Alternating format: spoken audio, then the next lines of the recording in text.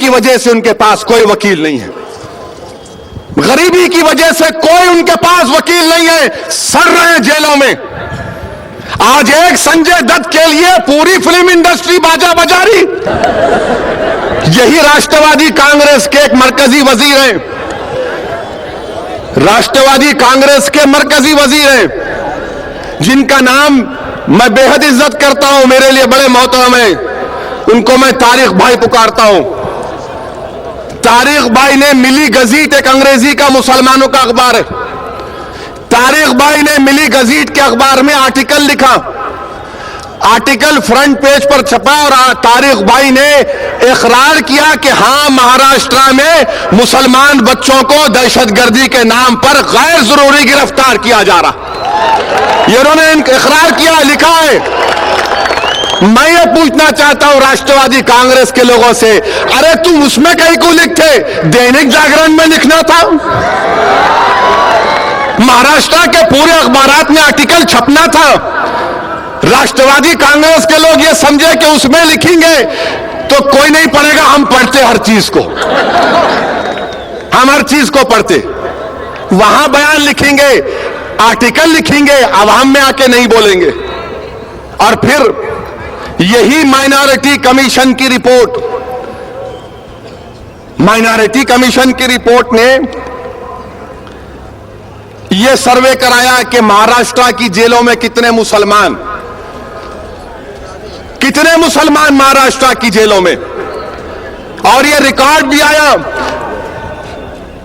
मरकजी home ministry ने national crime records bureau का रिकॉर्ड पेश किया।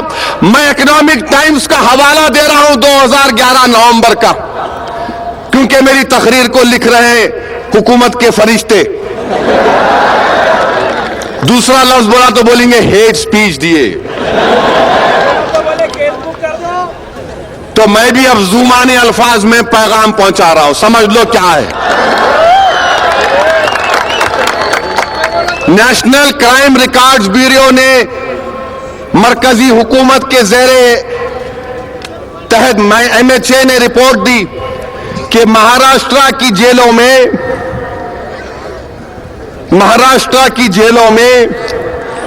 अंडर ट्रायल जो है वो 16,085 है, यानी अभी मुकदमा चल रहा है अंडर ट्रायल। 16,085 में कितने मुसलमान हैं? 5,600। 5,600। और नौजवानों, तुमको जानकर तकलीफ होगी कि इसमें 65% 18 और 30 साल के दरमियान के नौजवान हैं। 65%। 5,600 में से 18 और 13 साल के बच्चे हमारे। अरे कम से कम इस पे तो रिजर्वेशन दे दो। यकीनन ये हमारे लिए हंसने की बात नहीं है, शर्मिंदगी की बात भी हो सकता है कि हमारे माशरे की बुराइयां भी होंगी, हमारी कमजोरियां भी होंगी, नफ्स की कमजोरियां होंगी कि हमसे गलती हो गई और इसीलिए हम सजा काट रहे। मगर हुकूमत का भी तो काम है ना कि तुम उनको समझाओ, उनकी काउंसलिंग करो। हो सकता है कि उनकी गुर्बत की वजह से ये कर रहे होंगे, और गुर्बत का खात्मा करना बुनियादी जिम्मेदारी है किसी हुकूमत की। गरीबी का खात्मा नहीं करेंगे, गरीब को मिटा देंगे। और फिर आपको जानकर हैरत होगी कि जिन लोगों को सजा दी गई, यानी अब मशहूर फिल्म स्टार जाने वाले हैं दुबई को, 7,950 कन्विक्टेड, उसमें मुसलमान 2,513, यानी 34% मुसलमान।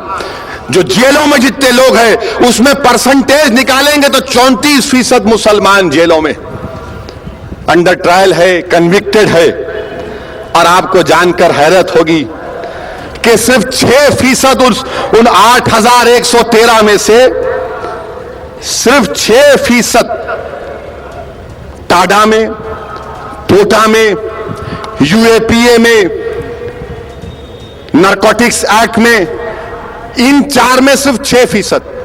तो कोई नहीं कह सकता कि पूरे के पूरे टेररिस्ट केसों में इन 8,113 में सिर्फ 100 बच्चे टाडा, पोटा, यूएपीए और नारकोटिक्स एक्ट में है। बाकी पूरे छोटे छोटे क्राइमों में। और तुमको जानकर तकलीफ होगी महाराष्ट्र के मेरे अजीज दोस्तों, इस औलिया की सरजमीन के गयूर नौजवानों, मैं तुम्हारे दिलों को जोड़ रहा हूं। मैं तुमको एक तल्ख पैगाम देना चाहता हूं ताकि जब तुम यहां से उठकर जाओ तो तुम्हारे दिलो दिमाग में एक तूफान मचलता रहे। और वो यह है पैगाम कि इन 8,113 बच्चों में से 25% बच्चे ऐसे हैं जो गरीबी की वजह से उनके पास कोई वकील नहीं है। गरीबी की वजह से कोई उनके पास वकील नहीं है, सड़ रहे हैं जेलों में। आज एक संजय दत्त के लिए पूरी फिल्म इंडस्ट्री बाजा बजा रही। मैं हमारे प्रेस काउंसिल के चेयरमैन को खत लिखा और कहा कि मोहतरम अच्छा किया आपने, मगर हम 8,111 जेलों में, जरा इनका भी तो इंतजाम करिए, कोई हमारी भी तकलीफ को सुने। अरे नहीं महसूस कर सकते तो कम से कम वो जो आंखें अल्लाह ने दी, तुम तो देखो हमारी आंखों में कि आंसू बह रहे हैं। कभी कोई जाकर पूछता भी होगा उन बच्चों के घर में जिनके मां बाप क्या जिंदगी गुजार रहे होंगे। क्या कोई पूछता भी होगा कि उस घर में उस शख्स की बीवी जो बेवा बन चुकी होगी कि कोई उसका क्या पुरसान हाल है। मगर नहीं, अब रमजान आएगा तो 2 इफ्तार की दावत करेंगे, फाइनेंस मिनिस्टर लाएंगे बिठाएंगे और हमको खुश करेंगे, देखो हम इफ्तार की दावत करें।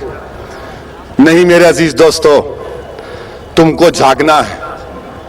तुम रसूल अल्लाह सल्लल्लाहु अलैहि वसल्लम की उम्मत हो, तुम रहमतुल आलमीन की एक जिंदा कौम हो।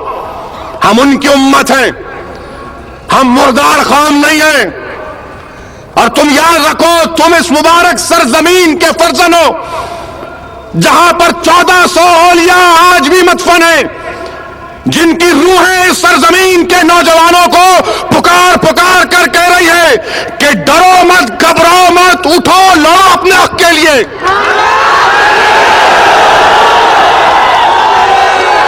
अगर तुम जिंदा कौम की मिसाल देना चाहते हो तो फिर तुमको जिंदा होने का सबूत देना पड़ेगा। अगर तुम ऐसे ही खामोश रहोगे, तुम ऐसे ही आहें भरोगे, तो मेरे अजीज दोस्तों ये काम बनने वाला नहीं है। काम बनने के लिए जिद्दोजहद करना पड़ेगा, मेहनत करना पड़ेगा।